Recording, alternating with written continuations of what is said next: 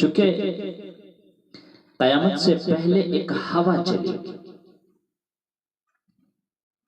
جس سے سارے اہل ایمان مر جائیں گے، ایک بھی کلمہ گو مسلمان دنیا میں نہیں بچے گا، صرف غیر مسلم ہوں گے، ایک بھی لا الہ الا اللہ کہنے والا نہیں ہوگا، اور 30 سال پہلے بچے پیدا ہونے بند ہو جائیں گے کہ بچوں پر قیامت نہیں آئے گی۔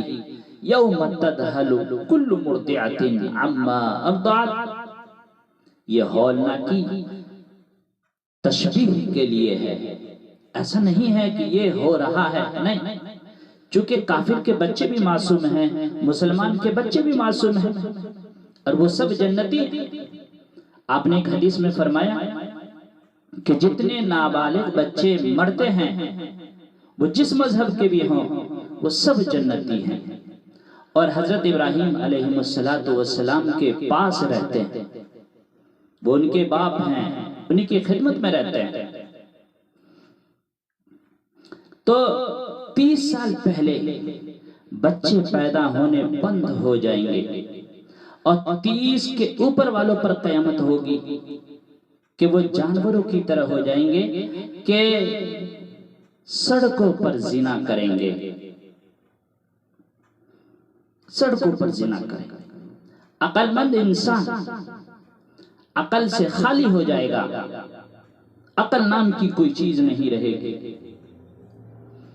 ایک صاحب ہے، وہ اپنا خواب سناتے ہیں کہ غزہ کے شہداء کے بچے آسمان میں تیر رہے ہیں اور اللہ کے نبی ان کا استقبال کر رہے ہیں۔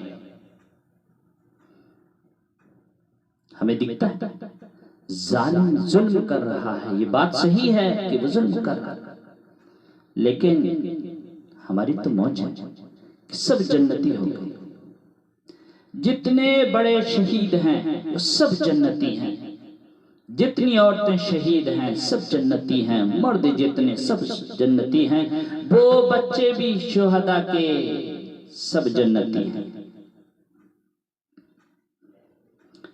دیکھو، ایک ہوتا ہے کامیاب ہونا اور ایک ہوتا ہے فتح پانا، ایک ہوتا ہے ناکام ہونا، ایک ہوتا ہے شکست کھانا۔ کامیاب الگ چیز ہے، فتح الگ چیز ہے، ناکام الگ چیز ہے، شکست الگ چیز ہے۔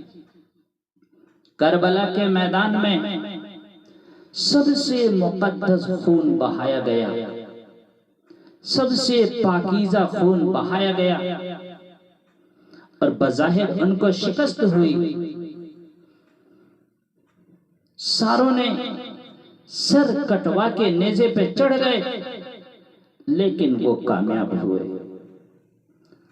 اور شمر کا لشکر فتح پایا لیکن وہ ناکام ہوا۔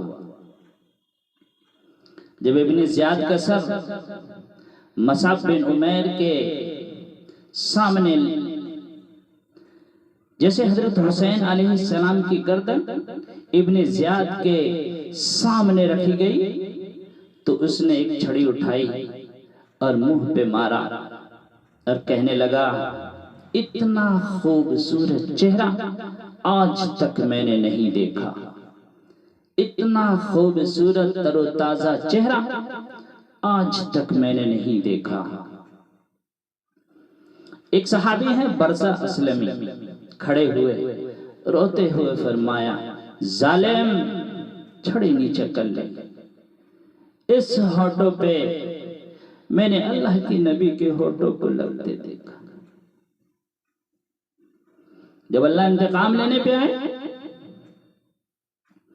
تو ابن زیاد کی گردن مصعب بن عمیر کے سامنے پیش کی گئی، مجمع میں ہلچل مچ گئی، وہ آیا،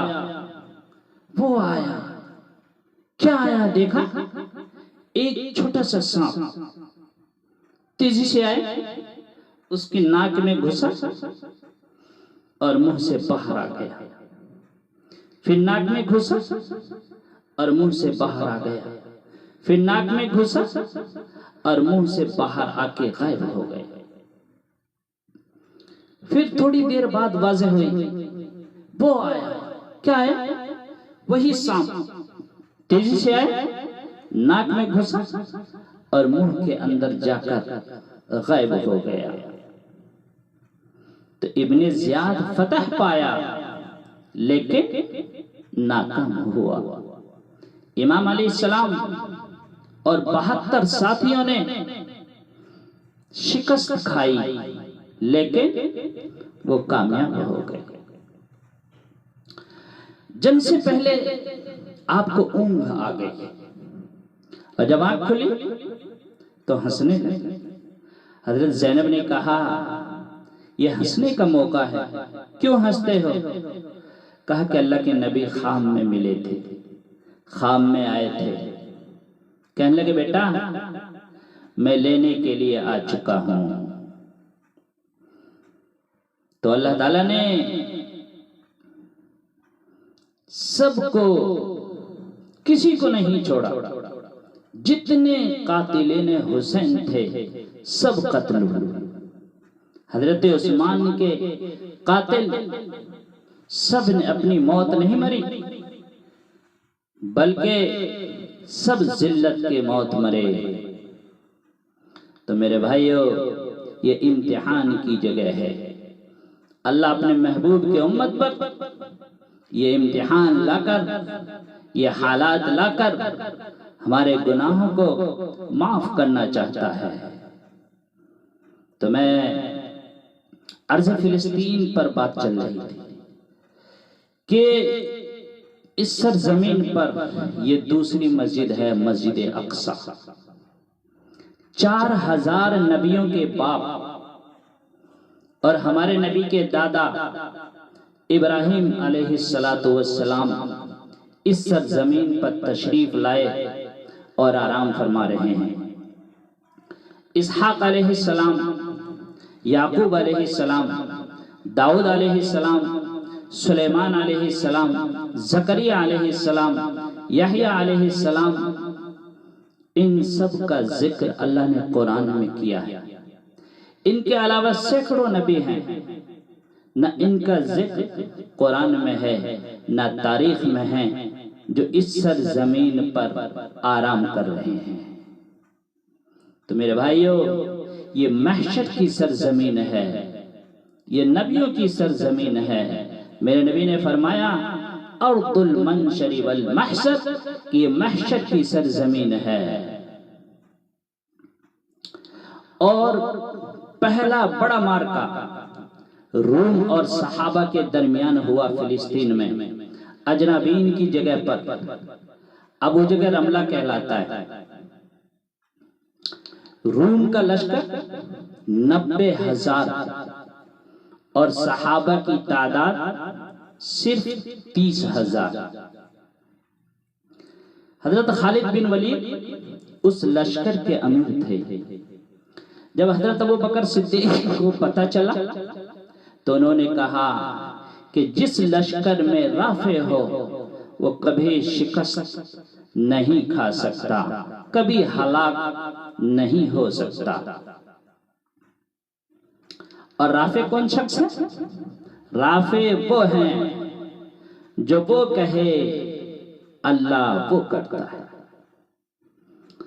تو یہ سب پیدل چلے، 18 دن بعد انہوں نے صحرا کو پار کیا۔ ان کے پاس جو پانی تھا وہ سب ختم ہو گئے۔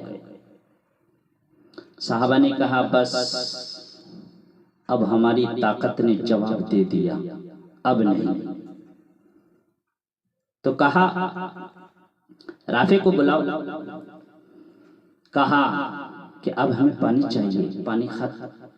اچھا، رافع نے کہا کہ بتاؤ اب ہم کہاں ہیں؟ کہا حضور فلاں جگہ ہے۔ صحرا اس میں تو کوئی نشانی ہوتی نہیں کہ فلاں جگہ ہے۔ کہا مجھے بتاؤ جہاں بہت جھنڈ ہو ایک سارے جگہوں میں، وہاں مجھے بتاؤ۔ تو کہا وہ نظر آ رہا ہے، کہا وہاں مجھے لے چلو۔ جب گئے تو انہوں نے اشارہ کیا کہ یہاں سے کھودو. جب انہوں نے وہاں سے کھودا تو پانی کا چشمہ نکل آیا. تو میرے بھائیو، اللہ ہم سے کبھی بے وفائی نہیں کرتا. ہم بے وفا ہیں کہ اللہ کو چھوڑ گئے، پھر بھی اللہ ہماری مدد کر رہا ہے.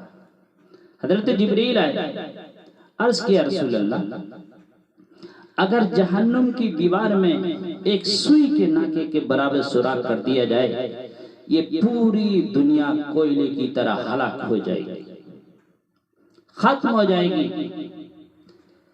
ہم حکمرانوں کو بعد میں برا کہیں، یہودیوں کو بعد میں برا کہیں، پہلے ہم اپنے گریبان میں جھانک کر دیکھیں کہ ہم کتنے برے ہیں، کتنے جھوٹے ہیں، کتنے جھوٹ بول رہے ہیں.